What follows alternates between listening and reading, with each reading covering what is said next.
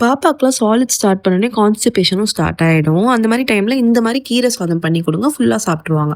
அதுக்கு கொஞ்சமா சின்ன வெங்காயம், பூண்டு, தக்காளி அப்புறம் கீரைய இந்த மாரி நல்லா ஃபைன் சாப் பண்ணி வச்சுக்கோங்க. அப்பதான் கடையும்போது உங்களுக்கு ரொம்ப ஈஸியா இருக்கும். கொஞ்சமா பருப்பும், அரிசியும் தனியா வாஷ் பண்ணி ஊற வச்சுக்கோங்க.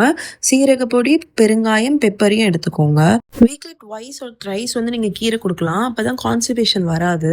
பேன்ல வந்து கொஞ்சமா கீ ஆட் பண்ணி, கடுகும், சீரகமும் போட்டு நல்லா பொரிய விட்டுருங்க. அது கூடவே வந்து சின்ன வெங்காயம், பூண்டு நம்ம கட் பண்ணியிருக்கோம்ல, அதையும் போட்டுட்டு நல்லா வதக்கி விட்டுருங்க. அது கொஞ்சம் நல்லா வதங்குனோனே, தக்காளியும் போட்டு வதக்கி விட்டுருங்க.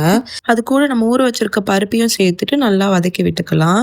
எல்லாத்தையும் மொத்தமா ஆட் பண்ணி செய்யாம, இந்த மாரி தனித்தனியா வதக்கி செஞ்சு பாருங்க. டேஸ்ட் நல்லா இருக்கும். பாப்பாவும் நல்லா சாப்பிடுவாங்க. அது கூட நம்ம கட் பண்ணி வச்சிருக்க கீரையும் ஆட் பண்ணிக்கலாம். இது நல்லா வதங்குனோனே, அதுக்கு தேவையான தண்ணி விட்டுக்கோங்க. தண்ணி கொதிச்சோனே நம்ம எடுத்து வச்சிருக்க அரிசியும் அதுல போட்டுக்கோங்க. அதுக்கப்புறம் குக்கர் லிட்ட நீங்க க்ளோஸ் பண்ணிட்டு ஒரு 4 to 5 விசில்ஸ் விட்டுருங்க. அதுல நல்லாவே வெந்துரும். பிரஷர் போனோனே குக்கர ஓப்பன் பண்ணி, அத வந்து நீங்க நல்லா பார்த்தீங்கன்னா, இந்த மாரி வெந்திருக்கும். அத நீங்க வந்து உங்க பாப்பா எந்த அளவுக்கு கடைஞ்சா சாப்பிடுறாங்களோ, அந்த அளவுக்கு கடைஞ்சிட்டு, அதுல கொஞ்சமா கீ ஆட் பண்ணிக்கோங்க. டேஸ்ட் என்ஹான்ஸ் பண்ணி குடுக்கும். இந்த மாரி கீரை வந்து என் பையனுக்கு நான் சேர்த்துக்க ஆரம்பிச்சதுலேருந்து, அவனுக்கு கான்ஸ்டிபேஷன் வந்து பயங்கரமா கம்மியாயிடுச்சு. நான் கொண்டு போன பவுல் வந்து இந்த மாரி தான் காலி பண்ணி கொண்டு வந்தேன். இந்த மாரி இன்ட்ரஸ்டிங்கான விளாக்ஸ்க்கு என் அக்கவுண்ட்ட மறக்காம ஃபாலோ பண்ணிக்கோங்க.